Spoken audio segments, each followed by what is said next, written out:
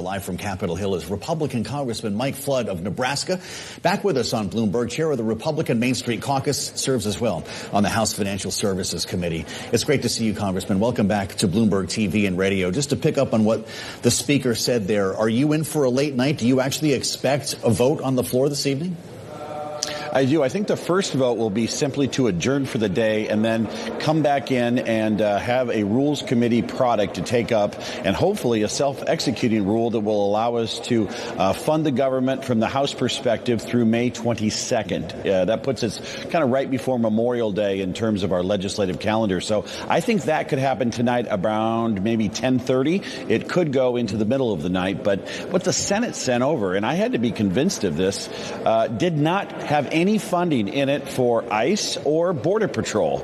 Listen, we had an election on this. President Trump won. People want the border secured. And when we saw that, and then I verified it, it's right there in Section 4, and we just can't vote for that.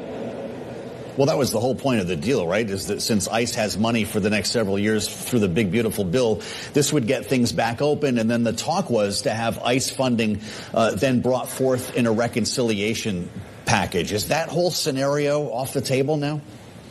Well, I think we should be able to do this with 60 votes in the Senate at some point. Listen, the one big beautiful bill did have money for ongoing operations, but not staff money. It had money for building the wall, technology, actual securing of the border for the Border Patrol. But it didn't have any money in there to pay Border Patrol agents or any money in there to pay ICE agents. When we got the Senate bill in Section 4, it basically took those two sub-agencies down to $0. And then I looked and compared it to the House version. We affirmatively fund those two agencies. There's $0 in there. And I don't think Americans want to go to bed tonight knowing that the Border Patrol agents and all the folks that are working without a paycheck aren't watching the border. Well, it's interesting because until now we had kept hearing that ICE was fully funded through, I believe, 2028 or 29. That was clearly not the case in your view. Well, we spent literally an hour and 45 minutes on with the speaker, and then we had a Main Street caucus with another 55 members. We got a hold of appropriation staff. We got a hold of Homeland Security Committee staff. We drilled down into that issue, and in fact, that money doesn't go towards staffing. It can be used in other ways, but it will not keep the Border Patrol open. Okay. Congressman, we heard from the president just a couple of moments ago. He's on his way to Miami, where he's going to be speaking a short time from now at an investment conference that's happening there. He was asked about this break between the Senate and the House, and I'd love for you to listen to what he said. We'll have you respond. I understand John Thune and I understand Mike Johnson. They want to be sure that people aren't coming into our country like they have for the last 4 years. I don't want to say they've ruined it. They made my job a lot harder. So I guess the split here in Congress is giving the president some agita. Has he weighed in on this with the Speaker of the House? I know that he's had a couple of interviews, but he never fully endorsed that Senate plan. Will the president make the final call on this? Well, of the three branches of government today, the executive branch gets the gold star because he signed an executive order that allows them to use some discretionary money to pay TSA agents. And I think that's really what's driven this pressure point, and that should eliminate those lines, get our air traffic moving again. You should not stand in a line for 6 hours in Houston. That's Washington totally abdicating its responsibility. So, first of all, the president did all of us a favor by signing that today. I think what you're intimating there is correct. I saw on another network that he said that he wasn't in support of what the Senate did. He's managing relationships between his friend John Thune and his friend Mike Johnson.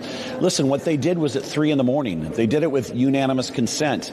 For as deliberative of a body as they are, it surprised me. And then when we got to work this morning, somebody said, oh, they sent the funding down to 0 for ICE and CBP. I had to look at it, and I had to read that. And I went to Section 4. I compared it to our bill. I looked at the tables, and they're absolutely right. That is going backwards. That is going backwards in America. As long as the TSA agents are working, and they are on a temporary executive order, and we are going to do this thoughtfully by extending the funding until May 22nd, cooler heads will prevail. We will get through this, and this will be nothing more than a hiccup.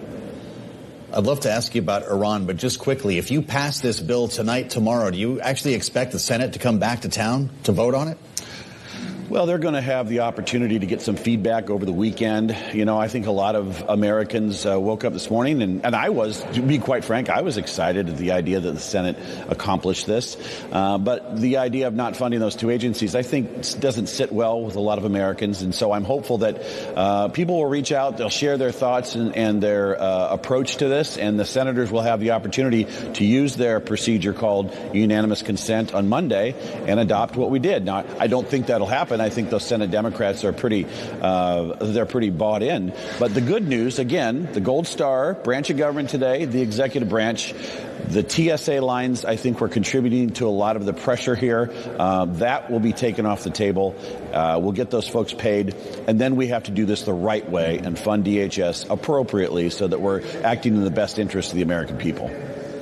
Just lastly, Congressman, we're looking at a national average for gasoline. Actually went down a tick today, $3.97. I realize you're not paying that in Nebraska.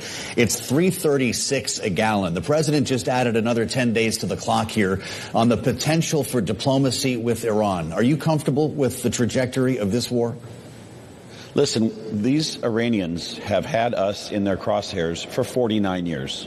They are the sole and largest sponsor of terror around the world.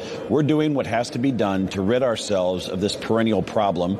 Yes, higher gas prices are not appreciated nor in any way enjoyed. However, gas prices came crashing down last year in President Trump's first year of his second term. I'm confident that this will be temporary. We'll get the oil moving again. We'll work with other nations to do it. You know, I talked to folks that represent the Kurds yesterday in Iraq, and they're like, thank you, President Trump, for standing up and dealing with something that has been ignored more or less by a lot of American leaders for the better part of 4 decades.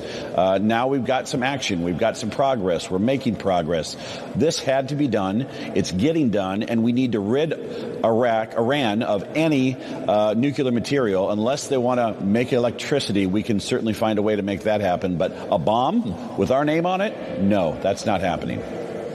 He's the chairman of the Republican Main Street Caucus, Republican Congressman Mike Flood of Nebraska. It's good to see you, sir. Thank you for being with us, and we'll keep tabs on the voting this evening, of course.